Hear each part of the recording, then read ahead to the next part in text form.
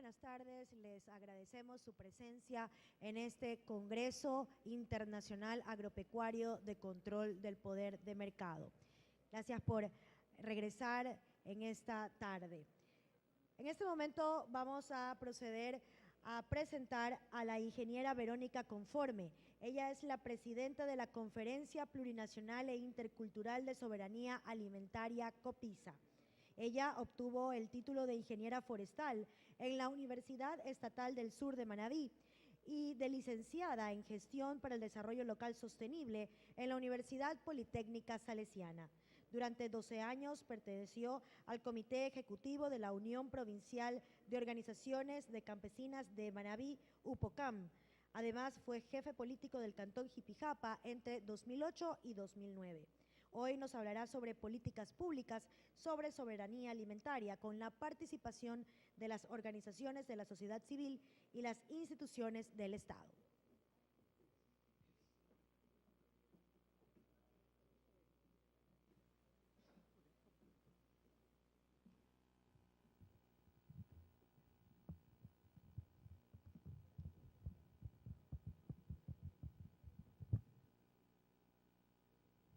Muchas gracias a cada uno de ustedes, un saludo nuevamente. Estamos ya en la continuidad y gracias a la Superintendencia de Control de Poder del Mercado que me invitaron a participar y también facilitar temas, en este caso como son las políticas públicas y soberanía alimentaria, siendo este un espacio el cual estamos representando ahora a través de la Conferencia Plurinacional Intercultural de Soberanía Alimentaria y que en este caso pues se vincula a todo un proceso de la normativa constitucional y legal del Estado. Tal como se ha manifestado en este momento, se va a un poco hablar sobre el tema de las políticas públicas y soberanía alimentaria en el Ecuador, pero es necesario partir también de unos antecedentes que en las últimas décadas nuestro país ha atravesado en el tema de los sistemas de producción agropecuaria, las políticas que se aplicaron, y he cogido algunos datos a partir del periodo del 79 al 2006, donde voy a resaltar así de manera general todos estos sistemas que se aplicaron y hacia dónde llegó el tema del desarrollo rural, del desarrollo agropecuario en nuestro país. Partimos desde el periodo del 79 a partir del gobierno de Jaime Roldós, donde justamente se implementaron algunas políticas que encaminaban al desarrollo agropecuario en el país, pero luego en esa etapa, a partir de ya la no presencia del presidente Roldós, pues se implementaron nuevas políticas que en este caso podemos manifestar que se evidenció claramente que los fondos fiscales asignados para el sector agropecuario fueron muy reducidos, lo que limitó en este caso que se avance en un proceso de desarrollo local agropecuario. En este mismo periodo, de estas décadas, también se puede manifestar que se dio con mayor fuerza la institucionalidad del Banco Nacional de Fomento como una instancia que fomente la producción agropecuaria, pero también asimismo aparecen otras instituciones como el INIAT, el EMPROVIT, ENAC, Fertiza, que fueron en este caso instituciones del Estado encargadas para la producción agropecuaria. Pero también en el 94 viene el tema de la Ley de Desarrollo Agrario, que si bien es cierto y todos conocemos, esto fue más bien impulsado por la Cámara de la Producción de la segunda zona, de la primera zona, en este caso que estaba asentado más hacia los grandes agroexportadores y las agroindustrias. Asimismo, en esta etapa, ya desde el 98 hacia el 2003, con toda la crisis económica enfocada hacia el sector agropecuario, se mira como una alternativa para el desarrollo y una corriente a nivel de Latinoamérica para el desarrollo de los países pobres, como se denominaba, ¿no?, en esa época,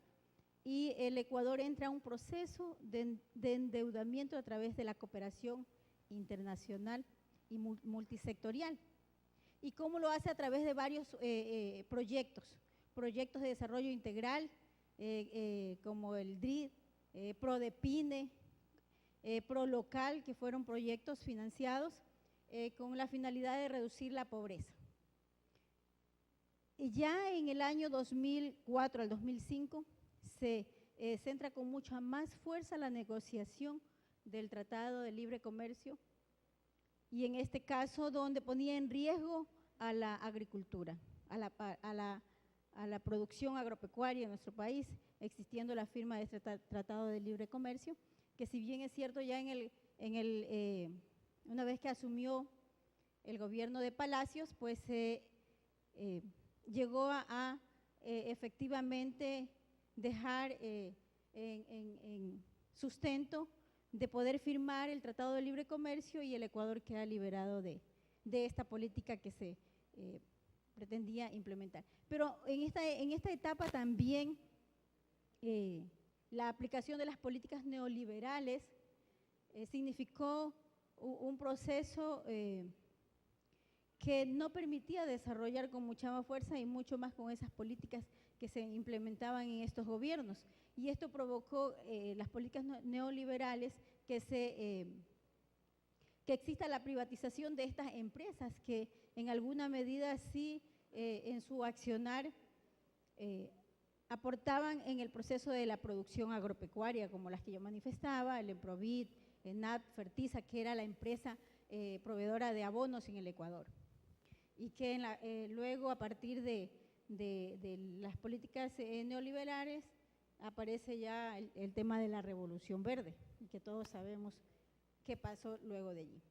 Es importante también manifestar, se han recogido algunos impactos y resultados de todo este proceso, que las intervenciones se quedaron muy rezagadas respecto a los propósitos de disminuir la pobreza en estas décadas, ¿no?, implementando estas políticas, como el fortalecer la agricultura familiar, el mejorar el empleo e ingresos de las familias y disminuir la migración rural. Asimismo, se evidenció una tendencia al incremento de la pobreza rural, a la desestructuración de la agricultura familiar, a la disminución de los activos productivos en manos de los pequeños y medianos productores y a un incremento en la migración en el país. Pero luego de esto viene ese nuevo marco constitucional y legal de las políticas de desarrollo rural,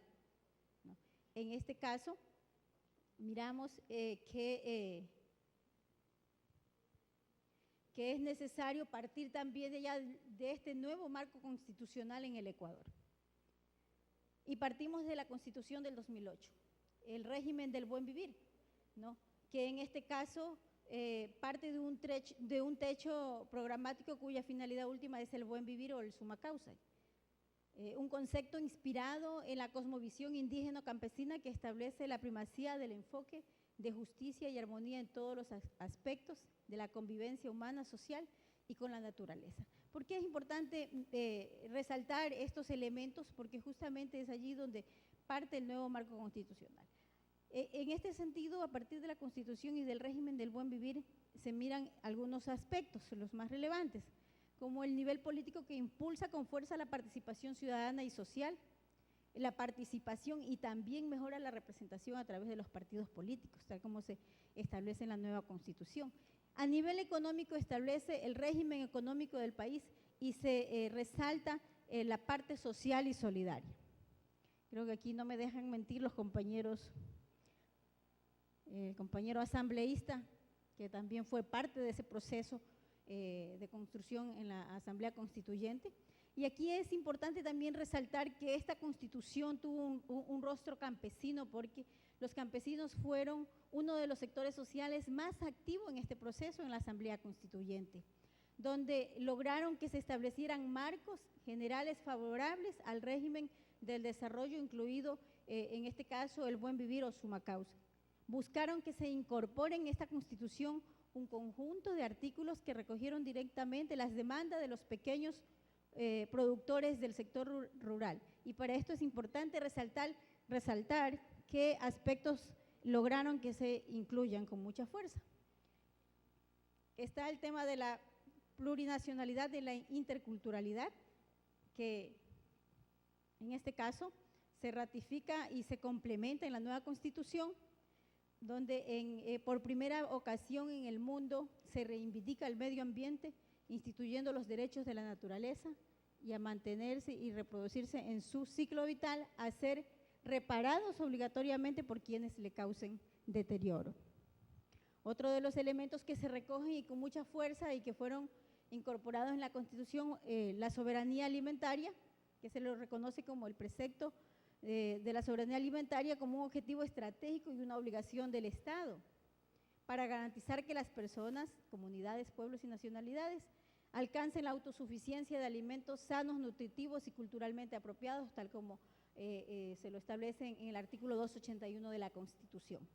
La economía popular y solidaria fueron otro de los elementos que se lograron incorporar con la participación activa de esa lucha social reivindicativa de las organizaciones sociales.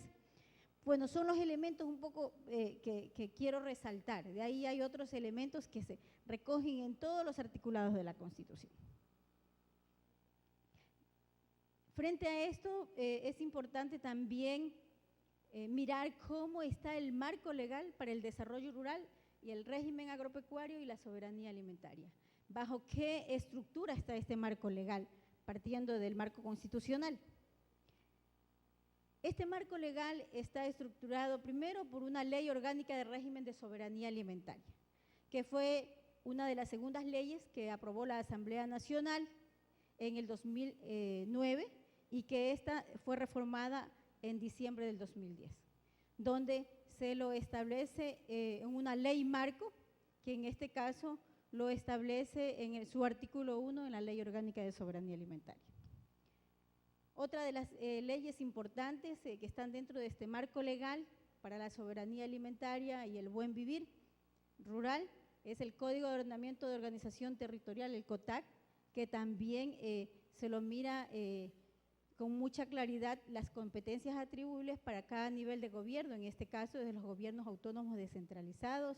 desde los gobiernos provinciales, los gobiernos cantonales y parroquiales, siendo que estos son parte fundamental que están justamente en la zona rural donde se desarrolla toda la parte agropecuaria en el país. La Ley de Economía Popular y Solidaria es otra de las leyes que están dentro de este marco legal para fomentar la agricultura, para fomentar el desarrollo rural y agropecuario. Y en este caso, esta Ley de Economía Popular y Solidaria define a los sectores productivos que la conforman, regula al sector cooperativo y de las finanzas solidarias y establece un objetivo de mecanismos generales de incentivos y promoción específicos para el sector y la denominada Ley Antimonopolio. En este caso, regula las prácticas abusivas, anticompetitivas e irregulares en las relaciones entre los diversos actores económicos, enfatizando en este caso en la protección de los productores frente a los actores dominantes. Entonces, una ley también fundamental y que justamente esta ley ahora está en un proceso de reforma de lo que conocemos. Hay una propuesta de que en la Asamblea Nacional se va a plantear la propuesta desde la Comisión de Régimen Económico de que hay una reforma en la Ley de Economía Popular y Solidaria. Están en ese proceso de trabajo, nos informaban los señores asambleístas de esta comisión. Está también la Ley de Compras Públicas. Esta ley que ha sido fundamental también para fomentar el desarrollo agropecuario y la soberanía alimentaria en el Ecuador. La Ley de Compras Públicas que además de transparentar los procesos del gasto en las instituciones, establece incentivos para la producción nacional y en especial para la economía popular y solidaria, tal como se lo establece en sus articulados. Asimismo, es importante decir que estos procesos transparentes en compras públicas han tenido resultados importantes hasta la actualidad. Sin embargo, de acuerdo al informe hasta el 2011 que se recogió, del Instituto de Economía Popular y Solidaria, solo el 0.34% de las compras públicas para los programas alimenticios estaban siendo proveídos desde las organizaciones del sector solidario. Conocemos, no tenemos todavía el dato oficial, conocemos pero que en este momento ya se han superado esos resultados y que se ha ido logrando incorporar a nuevos actores a este proceso de compras públicas, pero que falta todavía mucho por hacer. La Ley Orgánica de Recursos Hídricos es otra de las leyes que en este caso son parte fundamental para el desarrollo agropecuario en el Ecuador y la soberanía alimentaria, misma que fue aprobada en agosto del 2014. El país cuenta con una ley ya de recursos hídricos.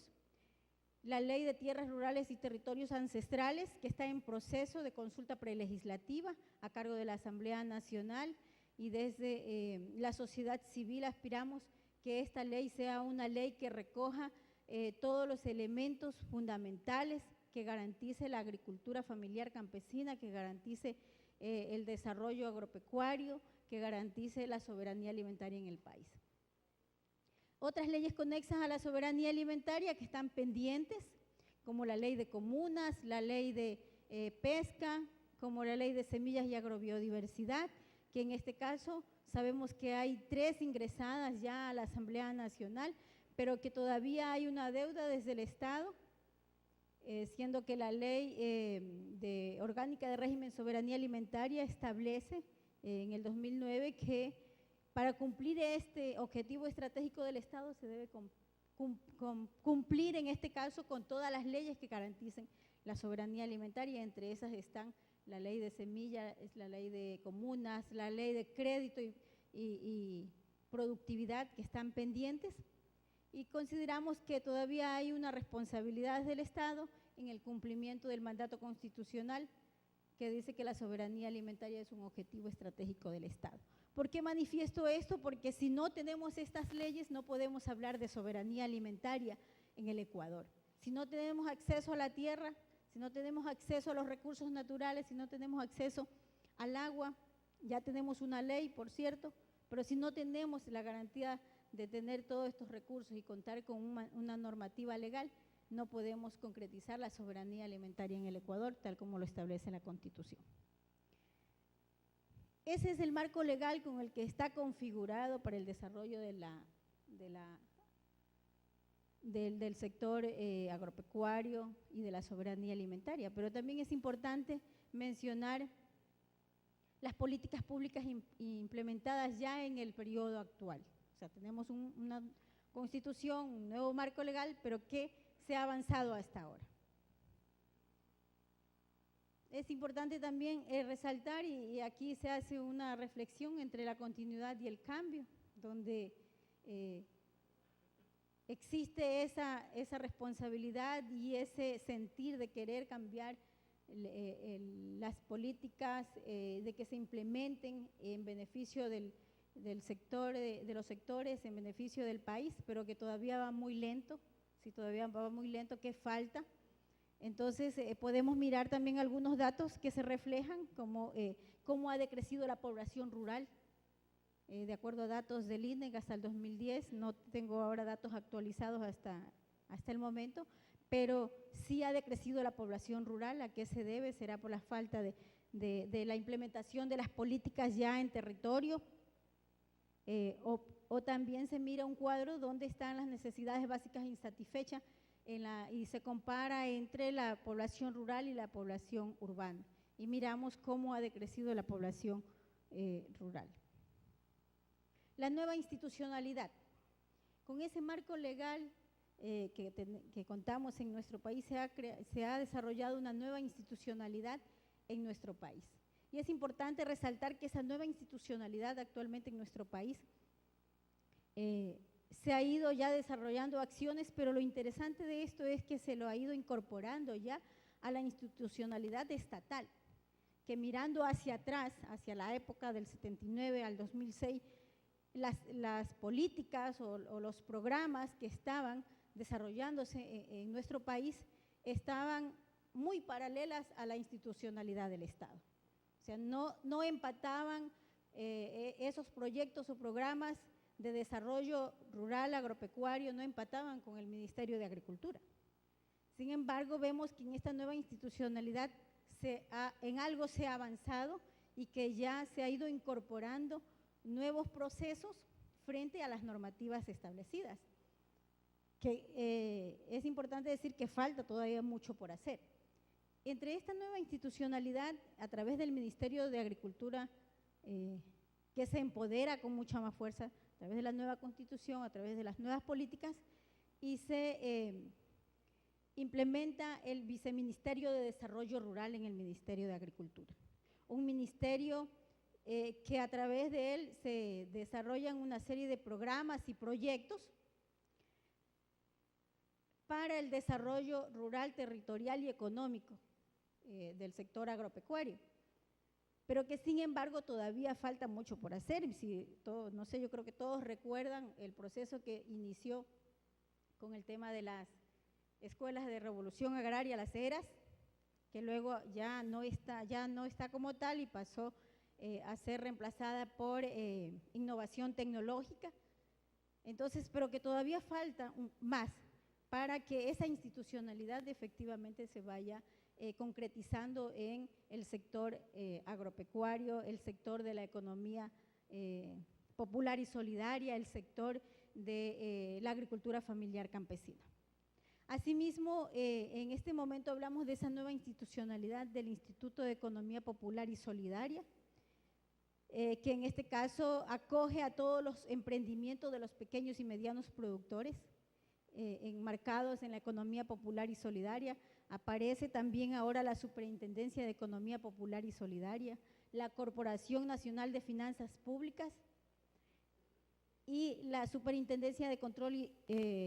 del Poder de Mercado, que es una instancia fundamental en este momento porque invita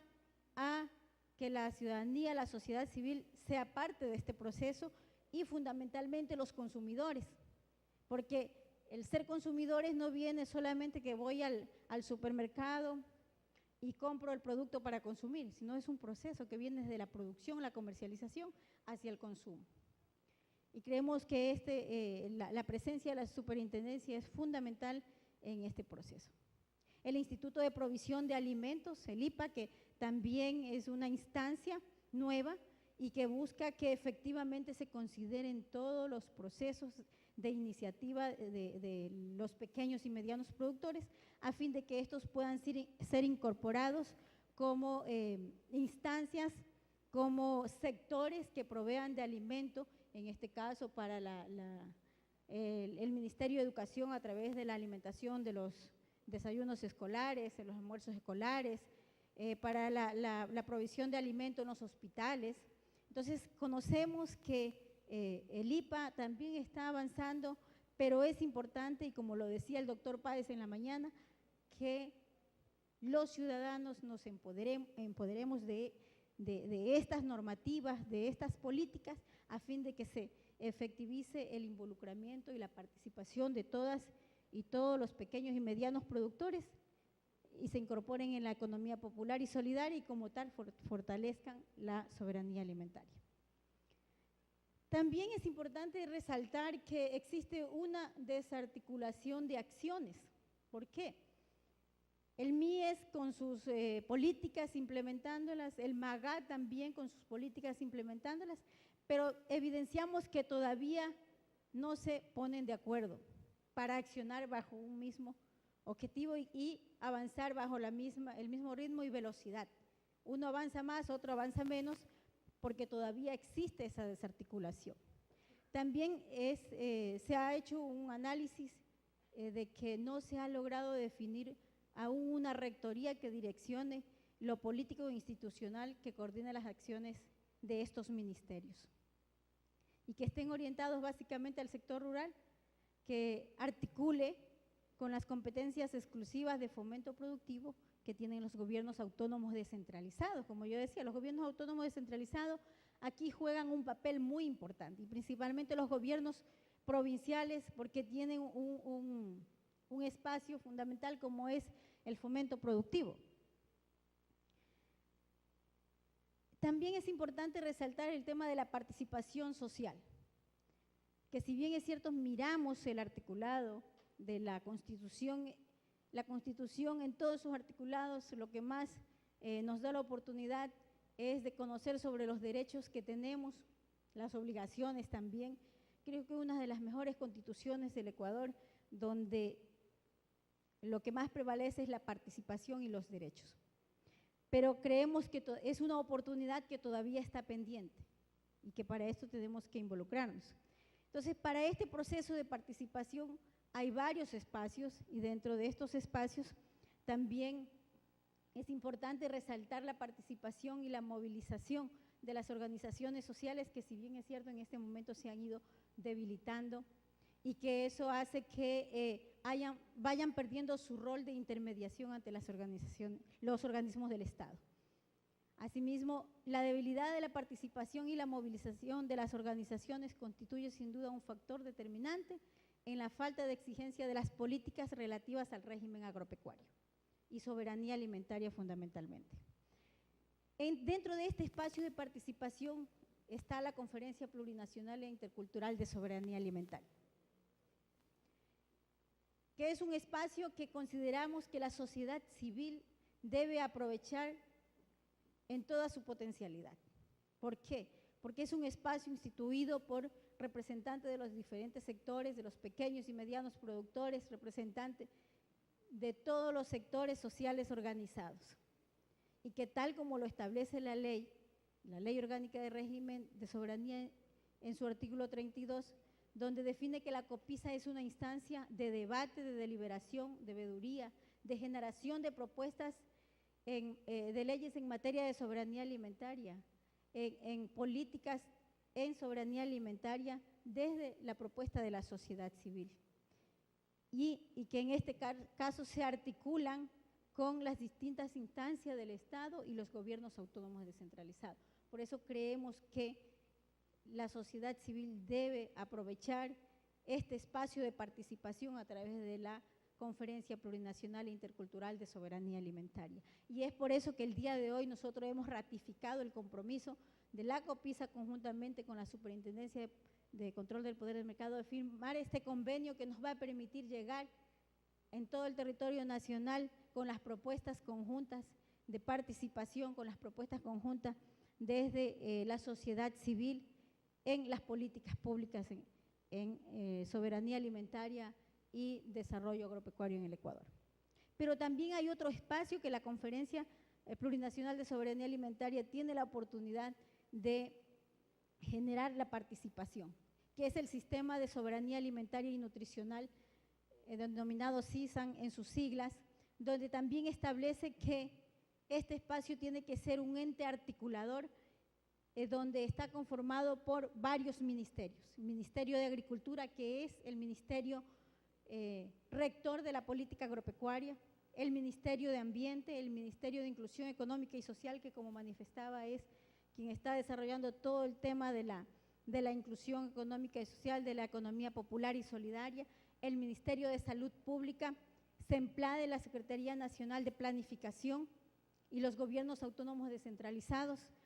como en este caso están estructurados a través del CONAGOPARE, CONGOPE y IAM, y básicamente COPISA como tal de desarrollar este proceso y esta articulación a través de estas instancias, que permita efectivamente que la política pública en soberanía alimentaria se implemente, tal como lo establece el artículo 281 de la Constitución,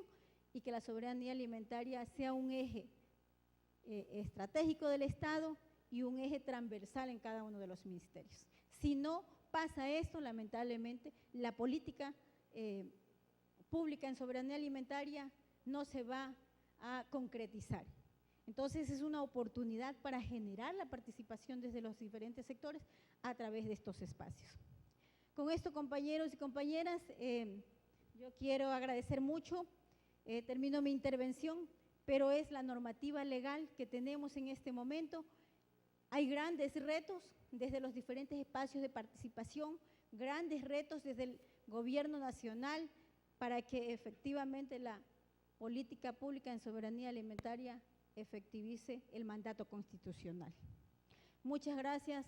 a todos y todas.